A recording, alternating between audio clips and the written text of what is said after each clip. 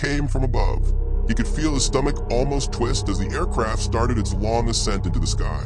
He was already holding onto his seat, yet now he couldn't help but tighten his grip even more. How long had it been since he'd last been on a plane? A good 15 to 20 years, perhaps? Probably that much. Reflecting on this question distracted him from the reality he had to confront, from the fact that he was now soaring high above the clouds. And that was something he could definitely live with. "John? Honey, are you feeling all right? You look so pale." A voice caused him to snap out of his thoughts. Leaning over him was his wife, and, "No, I just haven't eaten much today, that's all," he replied. Damn it, why did he have to get the window seat? At first, before boarding the plane, he had tried to offer it to, and making it seem like a sacrifice on his part. "Say, and I'm willing to offer you my seat by the window, so just tell me if you want it. My wife deserves the best." He smiled, but his smile soon turned to a forced one, as he heard and tell him that she didn't really want to deprive him of his benefit because, frankly, she didn't really find sitting by the window all that special. "Besides, there's a good chance of me getting nauseous from the view, so I'll have to pass," she added. He had never told her about his fear of flying, a fear rooted deep within him since his childhood. The heights weren't the source of his fear, though. No, it was something far more sinister. He shuddered at the thought of even trying to recall the incident that had scarred him for life. The seatbelt icon was now switched off. A flight attendant carrying a little basket was distributing hard candies. It wasn't long before she reached the couple's row. "May I interest you in some candy for your clogged ears?" she asked politely, and was already sucking hers, but he was reluctant. "It's on the house, sir. Offered by us to you completely free of charge." The flight attendant had a puzzled look on her face.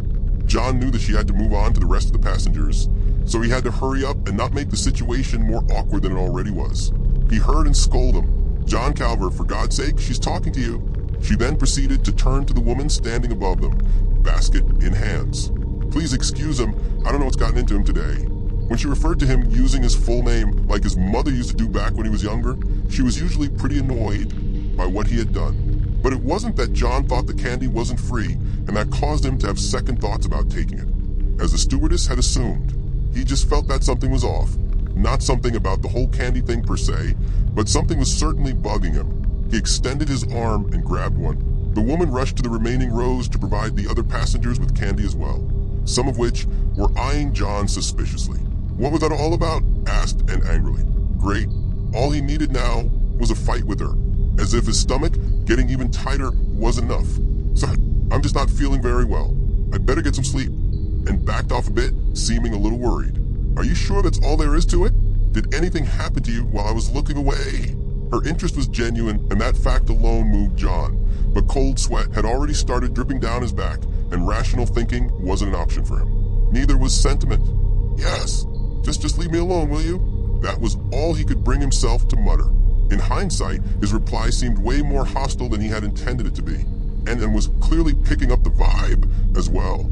"Ugh, fine. I never should have bothered to check on you in the first place." Awesome. Now, she wouldn't talk to him for the rest of the flight for sure, but that was the least of his worries. Why couldn't he bring himself to tell her how he felt? Tell her about his absurd fear of airplanes, about how he was nervous but couldn't quite pinpoint the reason behind that feeling. No, he couldn't do that. He was a man with pride in him, and he couldn't simply let himself come across as weak, especially to, and whose dominant behavior often caught him by surprise. He turned to the side, trying to find a more comfortable position to sleep, hoping that the window being there wouldn't unnerve him as much as he thought it would. It was stormy outside, and the occasional lightning bolts jolting through the clouds, almost as if they were racing each other, illuminated the dark clouds around them. He tried not to think much about his circumstances. Not that he didn't know that he'd wind up all nervous like this prior to the trip, but at least he'd hoped for his fear to have grown smaller over the years, though this apparently wasn't the case. But he had promised in this trip to New York, and he couldn't back out of it now, could he? As he started dozing off, he caught a glimpse of something big on the other side of the window. He felt his heart skip a beat. Reluctantly, he peeked outside. It was just the aircraft's wing. Ugh. Get it together, Calver, you coward. His seat next to the wing was surprisingly comfy, so it didn't take him long to fall fast asleep. He woke up in an airplane, but not the one he was in before. It seemed older and significantly less roomy. Above him was a woman dressed in a dark blue uniform, an ascot tied around her neck. "Would you like to come over, little one?" she said in a charming voice, her eyes fixated on John. Little one? He wasn't even that short. He was about to give her a piece of his mind when he heard a familiar voice next to him. "Come on, John," answered to the nice lady. He turned around, and Mother, his long-gone mother in the flesh, was sitting there next to him. What was going on? He tried to say something, but his voice wouldn't come out. It was as if he had no control over his actions, save for changing his visual perspective. And then he looked at his arms, his small and childlike arms, to be precise, the right one sporting a Disney-themed Band-Aid near his elbow. And then he realized what was going on. It couldn't be. All these years had gone by, and all that had remained in his head from that fateful night was his irrational fear. But the scene in front of him was so vividly reenacted that he doubted whether his adult life was only a fabrication constructed in his head, and that this was the actual reality. No, it couldn't be. He kept repeating that phrase in his head. The only logical conclusion was that he was having a dream. Yes, that was all. A dream. A bad dream. A nightmare surfacing from the part of his memory he so desperately tried to seal away. Indeed, his theory was confirmed when he anticipated that he knew how the events unfolding in front of him would play out. The woman who he by now had understood was a stewardess, invited him once again to join the pilots in the cockpit of the aircraft, an invitation which his younger self happily accepted, despite his older incarnation trying desperately to stop him. If only back then he knew what was to follow.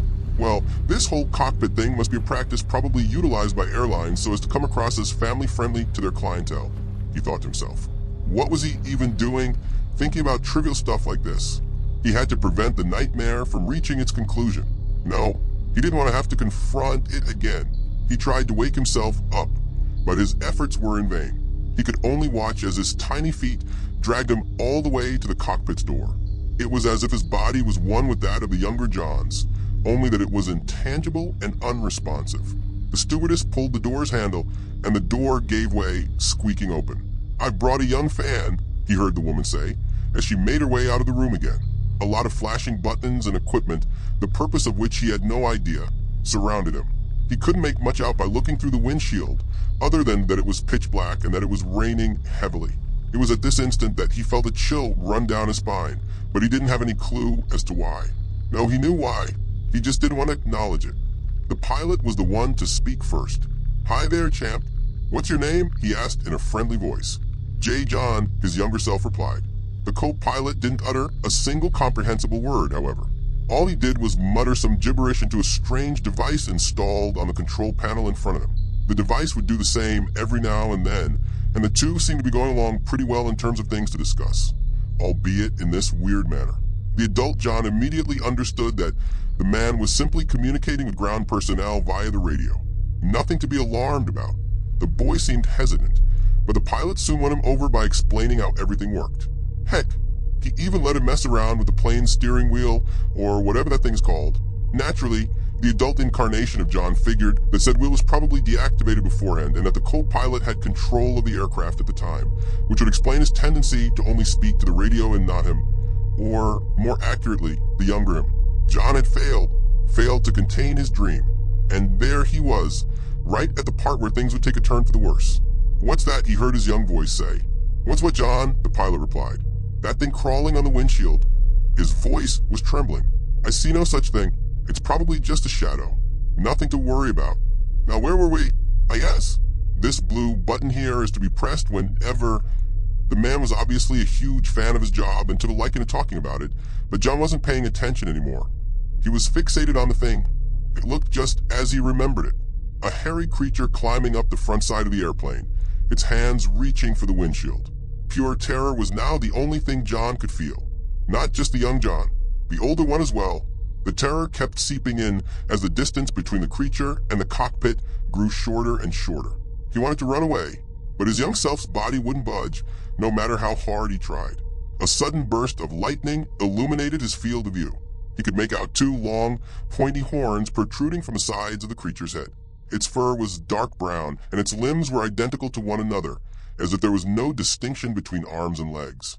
John was surprised by how sturdily the creature clung onto the aircraft. But then he noticed the sharp claws at the end of each of its limbs, which the creature thrust into the aircraft for stability, creating a loud, screeching sound as it moved. The sort of sound you would get if you scratched a blackboard with a fork. Heck, how could these guys not see or even hear this thing? Thankfully, at that point, the younger John deemed it appropriate to close his eyes and cover his ears, much to his adult counterpart's relief. For a while, both remained like this. John couldn't remember what happened after this part. Not that it mattered, since he would have to relive it all over again anyway. The boy opened his eyes just as a blinding light emanated from the glass in front of him. Another jolt of lightning, and just like that, the creature was gone. Absolute silence filled the room. The pilots both seemed to be in a trance now. They kept flying the plane as usual, but it was as if they couldn't notice their surroundings, save for what was necessary to maintain flight at the correct altitude and course. John tried poking the pilot, but he wouldn't move. He just kept staring blankly ahead. John found himself fixating his sight on the dark skies around him as well. It was a sight most mesmerizing for some reason. He simply couldn't look away. Suddenly, a loud cry sent a chill down his spine. In front of him, just outside the windshield, was the creature. Not surprisingly, the pilots weren't fazed. The creature looked up and straight into the boy's eyes. A grin was present on its face, which allowed John to glance at the several rows of teeth hidden within its mouth, which the creature proceeded to brush over with its long snake-like tongue. And then he was unlucky enough to glance at its eyes, those red eyes filled with nothing but bloodthirst. John woke up, surprised by how he didn't scream in the process.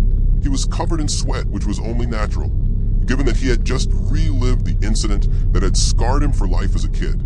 He remembered how everything returned to normal as soon as he ran out of the cockpit in fear and ran into his mother's arms crying. Nobody would believe his story, and the pilots were now behaving normally again, a fact that destroyed any proof he might have had of the incident. He looked to his right and was asleep. She looked so peaceful. How did he dare treat her with such aggression before? As soon as they landed, he was determined to make it up to her in some way. She deserved it, he thought to himself.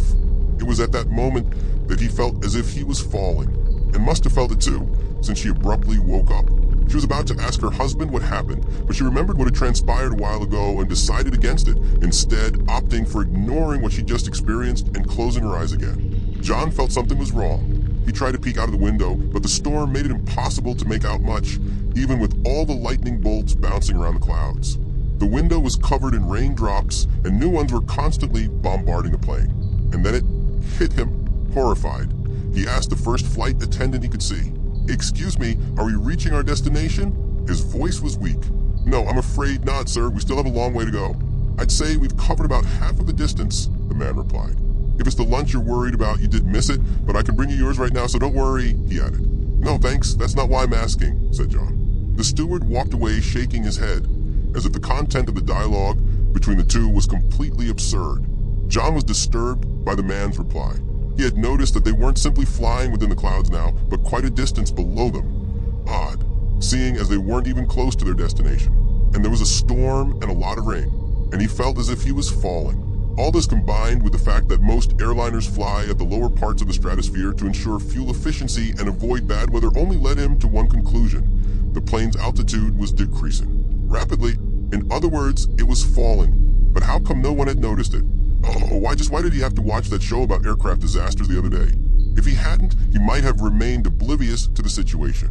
To make matters worse, John couldn't help but be reminded of the eerily similar storm that occurred during the flight when he was a child.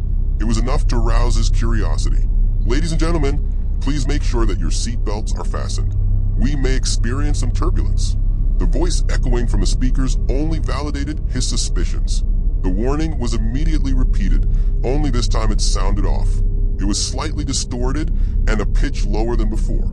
And then it was heard once again, only this time it was as if someone repeated it via a walkie-talkie with a bad connection. "Ladies and gentle NPLE, you are the you." And the announcement was cut off just like that. Nobody seemed to notice. Was it all in his head? Had he started losing his mind? No, he was sure he had heard it. An excessively bright flash interrupted his thoughts. Had the plane been hit by lightning? He couldn't really tell. But then again, he wasn't really paying attention to the flash itself, but to something that its light revealed. A creature on the wing of the plane. Trying to make out its characteristics only revealed what John already knew. It was the creature he had grown so afraid of. In that brief moment, it turned around, looked at him, and moved one of its claws across its neck, as if to symbolize its intentions. After that, John's field of view was plunged into darkness. In fact, the whole plane had been plunged into darkness. He reached out for his wife, only to find her seat empty. He turned around, as his eyesight adjusted to the low light provided by the storm around him. He was able to see that all the passengers had vanished. A loud bang startled him, The cockpit's door had flown open and was now squeaking back and forth. He could now feel the aircraft falling to the ground below. He tried to regain his balance and navigate himself around the back part of the plane. Nobody was there. No matter how loudly he called for help, nobody was there to answer. Just where was everyone? Suddenly, something louder than his voice could be heard. It was a man's voice, but not that of a normal man. It was robotic and distorted. John had to move closer to the sound source to make out what the voice was saying. He had to move to the cockpit. He made his way towards it, its door open but angled in a way that it wouldn't allow him to peek inside. It was as if the room itself was inviting him to enter, but he didn't need to. He could now make out what the man was saying from where he was standing, and he immediately wished he couldn't. Terrain, pull up. Terrain, pull up. It was the navigation system of the aircraft, alarming him of his impending doom. As much as John didn't wish to enter the cockpit, he had no other choice but to take the aircraft's fate into his own hands. He rushed toward the door, a task that proved to be much more strenuous than normal due to the aircraft now spinning out of control. Complete silence was now prevalent. John couldn't even hear the storm outside, nor see it through the windshield. All he could make out was a dark void ahead of him. Even the terrain alert, something you wouldn't expect to suddenly stop working, had ceased to sound. The pilots were not there. John would have to somehow fly the metallic beast to safety. Even if he didn't succeed, which would probably be the case, he figured it would at least be better than not trying at all. As he made his way towards the pilot seat, he was stopped in his tracks by the sight in front of him. He could see his wife's beautiful brown hair extending from the back of the chair.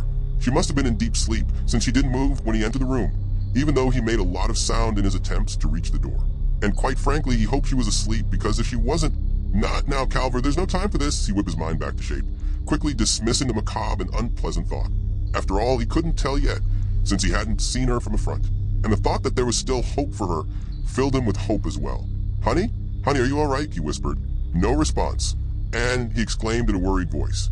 It was then that he heard the same robotic voice from before, emanating from a nearby speaker. Cockpit security lockdown initiated, it said.